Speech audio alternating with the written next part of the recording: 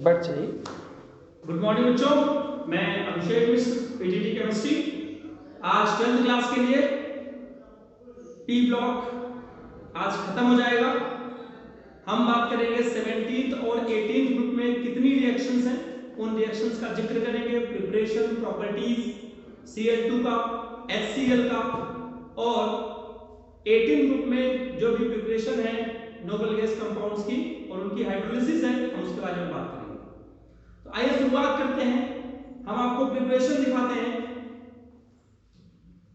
Cl2 की। सबसे पहला टॉपिक हमारा Cl2 की प्रिपरेशन। तो इसमें दो प्रिपरेशन है, पहला तो MnO2 की हेल्प से और दूसरा HCl की हेल्प से। प्लीज समझिएगा, HCl में जब O2 की रिएक्शन कराते हैं, मैं फिर से बता रहा हूं, केमिस्ट्री की रिएक्शंस याद करने की जरूरत ही नहीं है। HCl में कितने एलिमेंट हैं? H और Cl। O2 की रिएक्शन दोनों से होनी है, तो O2 की रिएक्शन H से कराइए, O2 की रिएक्शन ये चेक कीजिए ये प्लस है, ये नेगेटिव है, ये नेगेटिव है। इन दोनों में ज्यादा नेगेटिव कौन? ऑक्सीजन। ये सारे हाइड्रोजन को लेके हट जाएगी और जो Cl है वो आपका अकेला रह जाएगा। इसलिए मैं कह रहा हूं रिएक्शन को रटने की जरूरत नहीं पड़ेगी। यहां पे Cl2 बनेगा और ये 2H2O अणु से हट जाएगा। इस रिएक्शन में Mn4+ में है, ये क्या करेगा? खुद रिड्यूस होगा, Cl2 तो बनेगा, खुद रिड्यूस होगा MnCl2 में और इसका H और इसका O 2H2O बनाएंगे। प्लीज समझिएगा इस चीज को। MnO2 रिड्यूस हो रहा है MnCl2 में, यहां Cl माइनस ऑक्सीडाइज हो रहा है Cl2 में और इसका H इसका O double displacement reaction 2H2O बना रहे हैं। अब इस रिएक्शन को अगर ध्यान से देखिए तो यहां पर NaCl है और H2SO4 है। अगर इसका H और इसका Cl ले ले तो ये भी 4HCl ही होगा, यानी ये तीनों प्रोडक्ट यहां पर फिर से बनेंगे प्लस इसका Na और इसका HSO4 वो आपका निकल जाएगा NaHSO4। जितना आप सोचेंगे, फील करेंगे, रिएक्शन उतनी आसान लगेगी, बशर्ते आप उस तरीके से उसे देख सकें। एल्यूमिनियम की क्लोरीन से रिएक्शन AlCl3, 10th क्लास की रिएक्शन है, ये भी बोर्ड में आ चुकी है। सोडियम के साथ NaCl, Fe के साथ FeCl3, फास्फोरस के साथ PCl3 और जरूरत पड़ने पर एक PCl5 भी बन सकता है depending on the amount of chlorine. और यहां पर बनता है H2Cl2, इंपॉर्टेंट है। H2+Cl2 सोचिए एग्जाम में आ चुका है, 2HCl बच्चे नहीं लिख पाते, एग्जाम में आता है क्लोरीन से HCl कैसे बनाएंगे ये रिएक्शन, फिर आता है HCl से क्लोरीन कैसे बनाएंगे ये रिएक्शन। आप समझिए, यहां पर आप चेक कीजिए, सल्फर से ज्यादा इलेक्ट्रोनेगेटिव क्लोरीन है, वो HCl के साथ बन जाएगा और सल्फर यहां अलग हो जाएगा। और ठीक उसी तरीके से यहां पर 16 HCl निकल जाएगा और यहां पर क्या बच जाएगा? 10 कार्बन, जो कि ब्लैक कलर का होगा। तो ये प्रॉपर्टीज ऑफ क्लोरीन रिएक्शंस आप आसानी से समझ सकते हैं। अब बात करते हैं डाइल्यूट NaOH और कंसंट्रेट NaOH के रिस्पेक्ट में क्लोरीन का क्या बिहेवियर होता है, तो वो समझिए। NaCl बनता है, NaOCl बनता है और H2O बनता है। आप समझिए इस चीज को कि यहां पर अगर डाइल्यूट है तो यहां क्लोरीन +1 में गया, ये डबल डिस्प्लेसमेंट रिएक्शन में दो, इसका Na इसका Cl, यहां पर NaCl यहां भी बनेगा। बट डाइल्यूट के केस में NaOCl है और कंसंट्रेटेड के केस में बनेगा NaClO3, यानी यहां +5 बनेगा और प्लस H2O, वैसे ही रहेगा। बैलेंसिंग आप जरा एक बार देख लीजिएगा अपने तरीके से। मैं सिर्फ डाइल्यूट और कंसंट्रेट में अंतर बता रहा हूं कि NaCl और H2O तो कॉमन प्रोडक्ट रहेंगे, but difference is what? In case of dilute NaOCl बनेगा, in case of concentrated NaClO3 बनेगा। समझिए इस चीज को आप। ये 10th क्लास की रिएक्शन है कि लाइव वाटर में क्लोरीन डालते हैं तो ब्लीचिंग पाउडर बनता है। यहां पर 2 मॉलिक्यूल लिया है, एक्चुअली ब्लीचिंग पाउडर का जो असली formula plus CaCl2 plus 2H2O ये बनेगा। ये ब्लीचिंग पाउडर का असली फार्मूला। और आप क्या पढ़ते थे? CaOCl2 ये ब्लीचिंग पाउडर होते थे। एग्जैक्ट फार्मूला इन दोनों का कॉम्बिनेशन होता है bleaching powder. Chlorination of methane simple, ये क्लोरीन एक H को रिप्लेस करेगा CH3Cl plus HCl। Displacement reaction आप समझ सकते हैं। ये क्लोरीन यहाँ पर डबल बॉन्ड है, एडिशन रिएक्शन होगा तो ऐड हो जाएगा। आप लिख सकते हैं CH2 डबल बॉन्ड, CH2 था पहले, ये डबल बॉन्ड टूट के यहाँ भी Cl आ जाएगा, यहाँ भी Cl आ जाएगा और आपके एनसीईआरटी में लिखा होगा C2H4Cl2। ये आपके एनसीईआरटी से लिखा होगा, इसमें डबल बॉन्ड है तो टूट के सिंगल में कन्वर्ट हो जाएगा। अब बात करते हैं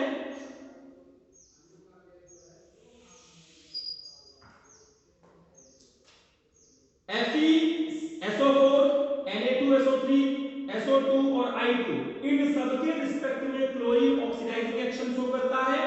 ऑक्सीडाइजिंग एक्शन के लिए उसकी एक रिएक्शन मैं आपको पहले बता दूं कि जो क्लोरीन ऑक्सीडाइजिंग एक्शन शो करता है पानी से रिएक्शन करता है। Cl2 पानी से रिएक्शन करता है तो जिसका येलो कलर है ये कलरलेस हो जाता है due to the formation of HCl and HOCl और ये HOCl बाद में HCl और O में ब्रेक हो जाता है। इस ऑक्सीजन के चक्कर में by the process of oxidation chlorine oxidising action show करता है और इसका ऑक्सीडाइजिंग एक्शन परमानेंट होता है। SO2 का टेम्परेरी था क्योंकि वो रिडक्शन के थ्रू शो करता है। इसका oxidising action bleaching action permanent है क्योंकि ये ऑक्सीडेशन के थ्रू अपना ब्लीचिंग एक्शन शो करता है। आपको पता चला इसकी रिएक्शन। और इसी तरह अगर F2 की रिएक्शन H2 से करते हैं H2O से कर दें HFO2 बनेगा तो पूरा हटा देता है 4HF। ये आप लिख लीजिएगा बैलेंसिंग करने वाला काम। इसी तरीके से आप F2 की रिएक्शन करेंगे 4HF और O2 बनेगा और इसकी करेंगे तो HCl और HOCl बनेगा। इसका येलो कलर डीकलराइज करता है, ये आपको उसमें मिल जाएगा। और अब अगर हम आगे बात करें ऑक्सीडाइजिंग एक्शन की तो देखिए ये Fe2 प्लस को Fe3 प्लस में ऑक्सीडाइज करता है। सॉरी SO4 मैंने गलत लिखा है, 4 ब्रैकेट के अंदर रहेगा SO4 का प्राइस। ठीक, Na2SO3 यहां बनेगा sodium sulphide sodium sulphate SO4 हो जाएगा। SO2 को H2SO4 में ऑक्सीडाइज करेगा, I2 को HiO3 में ऑक्सीडाइज करेगा। ये कंपाउंड आपको समझने हैं कि क्लोरीन इन सबको किस में ऑक्सीडाइज करता है और खुद किस में रिड्यूस होता है HCl में HCl में HCl में और HCl में। ये बैलेंसिंग आप नया तरीके से देख लीजिएगा। बैलेंस कैसे करेंगे? लेफ्ट वाला पार्ट बैलेंस है, राइट वाले में आप हिट एंड ट्रायल मेथड लगा के बैलेंसिंग कर सकते हैं। तो ये तरीका है इसके ऑक्सीडाइजिंग एक्शन का। कुछ मिसिंग हो तो अगर इसके आगे से उसे क्लियर कर लीजिएगा। Na2SO4 HCl ऑक्सीजन इसमें इन्वॉल्व होगी, बस ठीक है। हाँ जी, इसके बाद अगर हम बात करें एक दो रीजनिंग की बात कर लेते हैं। इस 17 ग्रुप का जो एलिमेंट होता है इसकी electron gain enthalpy much more negative होती है, पहले डिस्कस कर चुके हैं क्योंकि एक इलेक्ट्रॉन लेकर जल्दी से स्टेबल हो जाते हैं। और हेलोजन में हेलो का मतलब है सॉल्ट और जेन का मतलब होता है प्रोड्यूसर। तो जो सॉल्ट प्रोड्यूसिंग एलिमेंट होते हैं उसे हेलोजन कहते हैं। और C is the greatest source of salt halogens. C is the greatest source of halogen. Explain, इसका मतलब आपको क्या लिखना होगा? C is the greatest source of salt and halogens are salt forming element. Ultimately C is the greatest source of halogen. All halogens are colored. इसका भी reason आता है, आप लिखेंगे due to the excitation of electron from lower oxidation state to higher oxidation state या lower energy level to higher energy level. When these electrons come back to their ground state they emit radiation in visible region. उसको आप समझ सकते हैं। आप इस reasoning को 3-4 reasoning की इसमें समझिएगा, ये इंपॉर्टेंट है, पेपर में आने लायक है।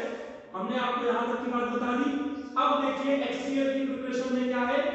NaCl से H2SO4 की रिएक्शन, इसका H और इसका Cl HCl और इसका Na इसका HSO4 NaHSO4 ये दो बना। फिर इस NaHSO4 रिएक्शन कराया, फिर इसका H, इसका Cl HCl और इसका Na, इसका NaSO4 बनेगा Na2SO4।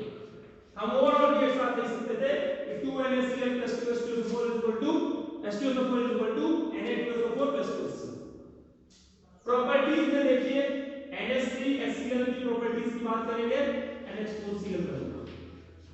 Combination 3:1 ratio of concentrated HCl and HNO3 is called aqua regia. और एक्वारेजिया एक ऐसा सॉल्यूशन है जिसमें सिल्वर, गोल्ड, प्लैटिनम सब डिसॉल्व हो जाता है। उसकी एक आयनिक इक्वेशन भी है एनसीईआरटी में जो नीट और उसके लिए इंपॉर्टेंट है, आप पढ़ लीजिएगा, बोर्ड के एग्जाम में तो इतना नहीं आता। और ये 10th क्लास की रिएक्शन, इन तीनों केसेस में NaCl बनेगा। बैलेंसिंग आप देखिएगा, तीनों में NaCl प्लस H2O भी सब में बनेगा। यहां CO2 निकलेगी, यहां CO2 निकलेगा और यहां पर SO2 निकलेगा। ये extraction of bones from extraction of blue from bones HCl का यूज है। बाकी आप देखिएगा क्लोरीन का use as an oxidising action, for bleaching action, sterilising of water, purification of drinking water, water को प्योर करने के काम में आता है। और अब बात करते हैं इंटर हैलोजन कंपाउंड्स की। जब दो डिफरेंट हैलोजन अलग अलग रेशियो में मिलते हैं तो जो भी कंपाउंड्स बनता है उन्हें इंटर हैलोजन कंपाउंड्स कहते हैं। और जो इंटर हैलोजन कंपाउंड्स का जो बॉन्ड होता है ये इस बॉन्ड से तो स्ट्रांग होता है बट इससे वीक होता है। ये है बॉन्ड डिसोसिएशन इंटेंसिटी। इसका मतलब अगर हम रिएक्टिविटी की बात करें, ये भी बोर्ड में आ चुका है, X dash is more reactive than X2 due to weak bond dissociation intensity, weak BDE। ध्यान रखिएगा हाइड्रोजन को F2 को छोड़ के बोला जा रहा है कि इंटर हाइड्रोजन कंपाउंड्स, जैसे आ गया ClF is more reactive than I2, तो ClF का बॉन्ड वीक है और I2 का बॉन्ड स्ट्रांग है। ये एग्जाम में आ चुका है। इसी तरीके से सोचिए, एक रिएक्शन बताऊं, ClF की रिएक्शन अगर वाटर से करा दी जाए तो सोचिए सबसे ज्यादा नेगेटिव है, सबसे ज्यादा पॉजिटिव है, तो HF बन जाएगा और जिसमें OH बचा और ये Cl बचा, प्लस करके H4Cl बन जाएगा। ये समझिएगा, ये भी आपके एनसीईआरटी की रिएक्शन। हम प्रिपरेशन देख लेते हैं, Cl2 और F2 इक्विवोलेंट रेशियो में आएंगे तो ClF बनेगा। F2 का अमाउंट थोड़ा ज्यादा रहेगा तो ClF3 बन जाएगा। सेम सिचुएशन इसमें ICl में। और Br2O3F2 जब मिलेंगे, इसमें सिंपल F2 नहीं मिलता तो BrF3 बनेगा। और अगर 5 यहां पर फ्लोरीन एक्सेस में है, BrF5 बनेगा। इसकी प्रिपरेशन आपके एनसीईआरटी में है।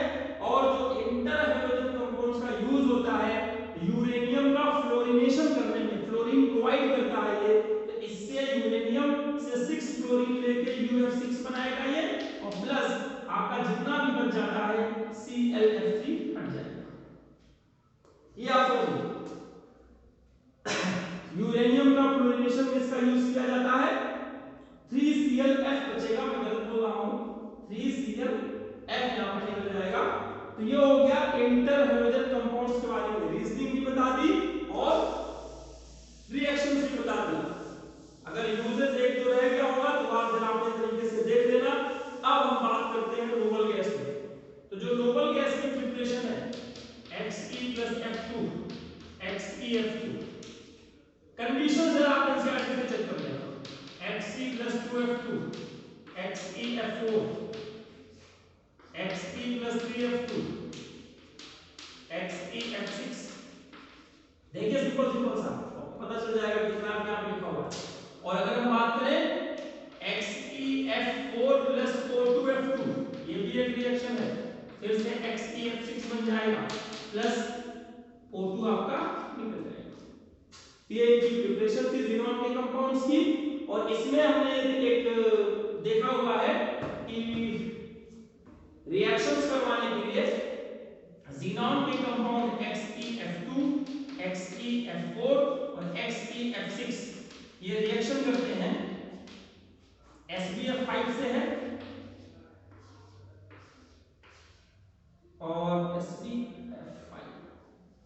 CF5 से है और यहाँ पर है MF। M का मतलब है सोडियम या पोटेशियम। इसका एक फ्लोरीन इसके पास जाएगा, इसका एक फ्लोरीन इसके पास जाएगा, तो XeF ब्रैकेट के बाहर प्लस और यहाँ हो जाएगा PF6 ब्रैकेट के बाहर minus. Same situation XeF3 bracket के बाहर प्लस और आपका जो दूसरा है SbF6 ब्रैकेट के बाहर minus. But in this case ये फ्लोरीन इसको डोनेट किया जाएगा क्योंकि ये मेटल है, मेटालिक प्रॉपर्टी वाला है, M पर प्लस XeF7 माइनस। अब एक छोटी सी बात रह गई। अच्छा, नोबल गैस के बारे में पूछा जाता है कि हीलियम को स्कूबा डाइवर वाले apparatus में क्यों डालते हैं, क्योंकि उसकी सॉलिबिलिटी प्रेशर में बहुत कम होती है, इसलिए उसका यूज किया जाता है। यूजेस नियॉन का इनर्ट गैस एटमॉस्फेयर प्रोवाइड करने में, इनर्ट एटमॉस्फेयर प्रोवाइड करने में इलेक्ट्रिक बल्ब यूज किया जाता है, बोटेनिकल गार्डन में किया जाता है नियॉन आर्गन का इस्तेमाल। एक और रिएक्शन रह गई हाइड्रोलिसिस, जो कि मोस्ट इंपॉर्टेंट हाइड्रोलाइसिस। अब इसकी बात हम कर लेते हैं। सबसे आसान वाली हाइड्रोलिसिस है XeF6 की। इसकी 3 रिएक्शन है, पहले ये आसानी से देख लीजिए आप। 3H2O रिएक्शन करेगा तो कुछ और होगा, 2H2O रिएक्शन करेगा तो कुछ और होगा, H2O रिएक्शन करेगा तो कुछ और होगा। तो इसमें जितने भी HF है, HF हट जाएंगे, यहाँ 2HF हटेगा, यहाँ 4HF हटेगा, यहाँ 6HF हटेगा, ये आप अपने हिसाब से देख सकते हैं। तो यहाँ पर Xe बचा, ठीक है, O बचा, F4 बचा, यहाँ Xe बचा, O बचा, F2 बचा, यहाँ Xe बचा, O3 बचा। ये आप समझ सकते हैं, बहुत आसान से रेडॉक्स रिएक्शन है और इसमें कोई भी रेडॉक्स रिएक्शन नहीं है, किसी का ऑक्सीडेशन नहीं हो रहा, किसी का रिडक्शन नहीं हो रहा, जो जैसे था वैसे ही है। डबल डिस्प्लेसमेंट रिएक्शन में कुछ भी नहीं हो रहा। XeF2 का इससे थोड़ा टेढ़ा है। जब इसकी हम हाइड्रोलिसिस करते हैं, आपको समझना पड़ेगा, Xe का ऑक्सीडेशन, X पर रिडक्शन होता है, फिर HF बनता है, यानी F का तो कुछ नहीं हो रहा और ऑक्सीजन का ऑक्सीडेशन। XeHF और O2 बैलेंसिंग देखिए, यहाँ 2 ऑक्सीजन है, यहाँ 2 कर देंगे, 4HF कर देंगे और यहाँ 2Xe कर देंगे, 4 कर देंगे। तो ये इसकी रिएक्शन है। इन दोनों को जब मिलाते हैं प्रोडक्ट को, तो फिर XeF4 की हाइड्रोलिसिस होती है, तो वो प्रोडक्ट बनता है। इसकी बैलेंसिंग बड़ी खतरनाक है, देखिएगा, इसका तीनों बनेगा, XeHF O2 और इस वाले का फाइनल प्रोडक्ट, बाकी तो HF बन ही गया, क्या है फाइनल प्रोडक्ट XeO3। बैलेंसिंग का बड़ा गंदा हिसाब है, इसको ऐसे नहीं कर पाएंगे। हमने यहाँ पर याद कर लिया था 6 और ये आपका 12, उसके बाद आप चेक कर लेंगे, आराम से बैलेंसिंग आपकी हो जाएगी। ये 24 हो रहा है, यहाँ 24HF हो जाएगा और यहाँ पर देख लीजिएगा, यहाँ 2 आ जाएगा, यहाँ पर 4 3 12 और 4 3 तो यहाँ उल्टा बोल दीजिए आपने शायद। ये बैलेंसिंग आपने आप सोचने की कोशिश करिएगा, ये टाइम ट्रांसफर से आसानी से हो जाएगा। यहाँ पे आ जाएगा, यहाँ पे 2 3 6 और ये 6 12 हो जाएगा। तो ये है पूरा आपका रिएक्शंस। 17 ग्रुप में क्या रिएक्शंस थी, 18 ग्रुप में क्या रिएक्शंस थी, इनकी रीजनिंग कैसी थी, रीजनिंग के रिएक्शंस हो गए।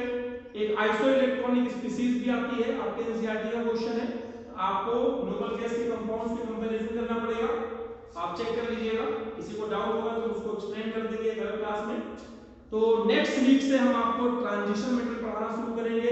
आप सबसे रिक्वेस्ट है, कल संडे है, आप लोग अपना इस वीडियो को अच्छे से देख लीजिए, टी ब्लॉक को अपने तरीके से कंप्लीट कर लीजिए। जो बोर्ड का तरीका होता था, 4 नंबर की रीजनिंग आती है, 2 नंबर की रिएक्शन आता है, 2 नंबर का स्ट्रक्चर आता है। इस तरीके से अपने आप को प्रिपेयर करिए कि आप सारे क्वेश्चंस अटेम्प्ट कर सकें और लास्ट में अपने आप को कोरोना से सुरक्षित रखते हुए जितनी ज़्यादा से ज़्यादा आप अपनी पढ़ाई कर सकते हो करिए, क्योंकि आने वाले समय में आपको बोर्ड एग्जाम में शामिल होना है और थोड़ा सा सिंसियर होना पड़ेगा आपको। कोशिश कीजिए कि आप इस वीडियो का बेनिफिट ले सकें। आज की क्लास में इतना ही, धन्यवाद।